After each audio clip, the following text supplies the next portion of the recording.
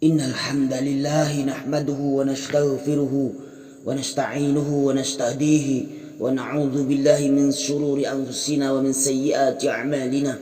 Man yahdihillahu fala mudilla lahu wa man yudlil fala hadiya lahu. Wa ashhadu an la ilaha illallah wahdahu la syarika lahu wa ashhadu anna Muhammadan abduhu wa rasuluh. Man ba'asa Allahu rahmatan lil alamin hadiyan wa mubasysyiran wa nadhiran ballagha risalata wa addal amanata wa nasahal ummata fajazahu Allahu 'anna khaira ma jaza nabiyyan min anbiya'ihi shalawatullahi wa salamuhu ala sayyidina Muhammadin wa ala kulli rasulin arsalah. Amma ba'du ibadallah fa inni usikum wa nafsi bitaqwallahil aliyyil qadir al-qail fi muhkami kitabih ya ayyuhalladzina amanu ka'u wasjudu wa'budu rabbakum wa fa'alu khaira la'allakum tuflihun. Kaum muslimin yang dirahmati Allah, mengawali khutbah yang singkat ini khatib berwasiat kepada kita semua, terutama kepada diri khatib pribadi, untuk senantiasa berusaha meningkatkan ketakwaan dan keimanan kita kepada Allah Subhanahu wa taala dengan menjalankan semua kewajiban dan menjauhkan diri dari segala yang dilarang dan diharamkan. Kaum muslimin jamaah Jumat yang dirahmati Allah, bulan Rajab telah pergi meninggalkan kita semua. Hitungan tahun Hijriah telah membawa kita memasuki bulan Sya'ban. Bagaimana tuntunan Rasulullah Shallallahu Alaihi Wasallam dalam bulan Sya'ban? Apa saja keutamaan bulan Sya'ban? Peristiwa-peristiwa penting apa saja yang terjadi pada bulan Sya'ban? Hadirin yang dirahmati Allah, Rasulullah Shallallahu Alaihi Wasallam memberikan teladan kepada kita bahwa beliau memperbanyak puasa di bulan Sya'ban, sebagaimana diceritakan oleh Sayyidina Aisyah radhiyallahu anha. Ma ra'aitu Rasulullah Shallallahu Alaihi Wasallam istakmala siyama syahrin illa Ramadan wa ma ra'aituhu aktsara siyaman minhu fi Sya'ban, akhrajahu al-Bukhari wa Muslim. Yang maknanya, tidaklah aku melihat Rasulullah sallallahu alaihi wasallam berpuasa sebulan penuh kecuali Ramadan, dan aku tidak melihat beliau berpuasa sebanyak pada bulan Sya'ban. Al-hadis riwayat Bukhari dan Muslim. Saudaraku sekalian, Rasulullah sallallahu alaihi wasallam juga menjelaskan kepada kita mengapa beliau memperbanyak puasa di bulan Sya'ban, seperti disampaikan oleh sahabat Usamah bin Zaid radhiyallahu anhu. Qultu ya Rasulullah, lam araka tasumu syahran minas syuhuri ma tasumu min Sya'ban. Qala dzalika syahrun yafulun nasi anhu baina Rajabin wa Ramadan wa huwa syahrun turfa'u fihi al-a'mal ila rabbil alamin fa uhibbu ay yurfa'a 'amali wa ana sha'imun, akhrajahu Ahmad wan Nasa'i wal Baihaqi.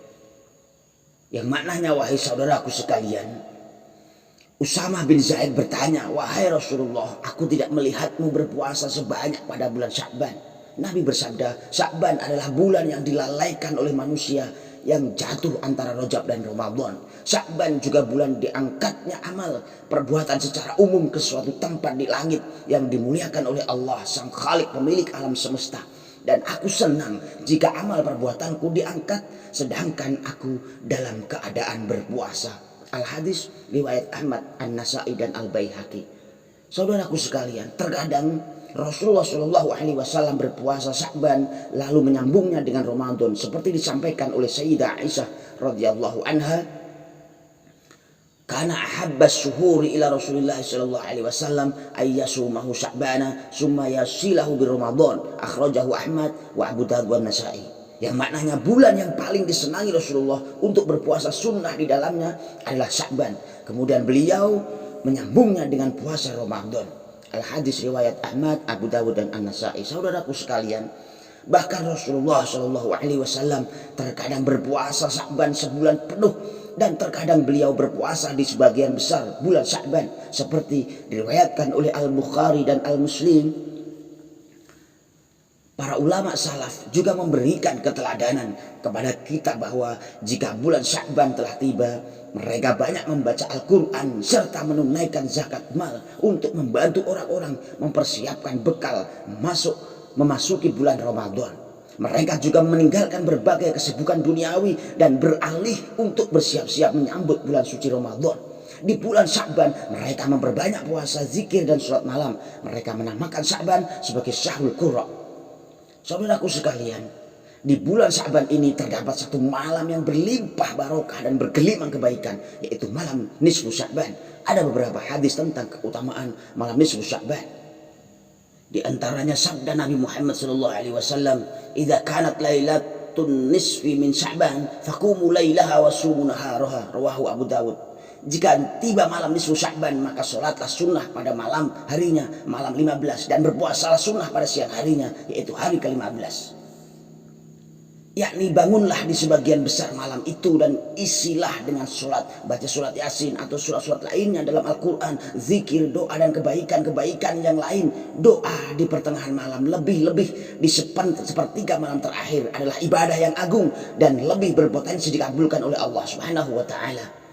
Idza kana lailatan nisfi min Sya'ban, nada munadin, hal min mustaghfirin fa'aghfirullah, hal min sa'ilin fa'utiyah. Rawahul Baihaqi fi Syu'bil Iman. Yang maknanya apabila tiba malam nisfu Sya'ban, maka malaikat berseru menyampaikan dari Allah, adakah orang yang memohon ampun, maka aku ampuni. Adakah orang yang meminta sesuatu, maka aku berikan permintaannya. Saudaraku sekalian, meskipun hadis ini berstatus doif, akan tetapi para ulama menyatakan bahwa hadis doif boleh diamalkan pada anjuran melakukan keutamaan amal perbuatan, dan hadis itu masuk dalam keumuman dalil syarak yang dapat dipedomani. Apalagi Imam Ibnu Hibban menyatakan kesahihan sebagian hadis tentang keutamaan malam nisfu Sya'ban. Saudaraku sekalian, di antara hadis yang beliau nilai sahih adalah yattali'ullahu ila khalqihi fi lailatin nisfi min Sya'ban fayaghfiru li jami'i khalqihi illa li musyrikin aw musyahin. Rawahu Ibnu Hibban wa Tabarani wal Baihaqi. Yang maknanya, wahai saudaraku sekalian, Allah merahmati para hambanya di malam nisfu Sya'ban, maka ia mengampuni semua makhluknya kecuali orang yang musyrik dan seseorang muslim yang ada permusuhan, kedengkian dan kebencian terhadap muslim lain karena urusan duniawi. Al-hadis riwayat Ibnu Hibban, At-Tabarani dan Al-Baihaqi. Kaum muslimin yang dirahmati Allah, Imam Syafi'i mengatakan dalam kitab telah sampai berita kepada kami bahwa dulu pernah dikatakan sesungguhnya doa dikabulkan pada 5 malam: malam Jumat, malam hari raya Idul Adha, malam Idul Fitri, malam 1 Rajab, dan malam nisfu Sya'ban. Saudaraku sekalian yang dirahmati Allah, ada beberapa peristiwa penting dalam lintas sejarah yang terjadi. Di antaranya adalah pada bulan Sya'ban tahun kedua Hijriah turun perintah tentang kewajiban berpuasa Ramadan. Yang kedua, pada Sya'ban tahun ke-6 Hijriah terjadi perang Bani Mustalik. Pada Sya'ban tahun 333 Hijriah Imam Abu Mansur Al-Maturidi wafat. Pada Sya'ban tahun 324 Hijriah Imam Abul Hasan Al-Asy'ari beliau wafat.